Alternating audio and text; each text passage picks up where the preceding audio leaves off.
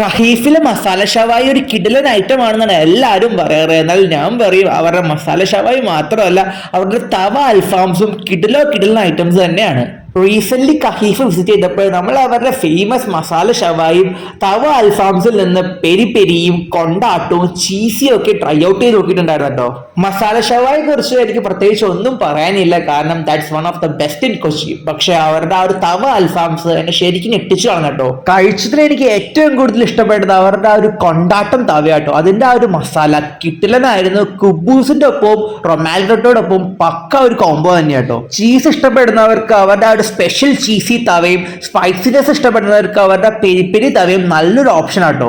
അവർ latest ആയിട്ട് introduce ചെയ്ത അവരുടെ ചിപ്സ് ഷവർമയും പാനിപൂരി ഷവർമയും കൂടി കഴിച്ചു നോക്കിയിട്ടാട്ടോ നമ്മൾ നമ്മുടെ പരിപാടികൾ അവസാനിപ്പിച്ചത്. ഷോപ്പിന്റെ എക്സാക്ട് ലൊക്കേഷൻ വരെ നമ്മുടെ മലയുടെ സ്ട്രീറ്റ് വൈബ്സിലുള്ള ഖഹീഫ് ഷവർമയാണ്. ഇവർക്ക് പുതിയൊരു ഔട്ട്ലെറ്റ് നമ്മുടെ ഫോട്ടോ വെച്ച് ചുള്ളിക്കെല്ലാം സ്റ്റാർട്ട് ചെയ്തിട്ടുണ്ട്.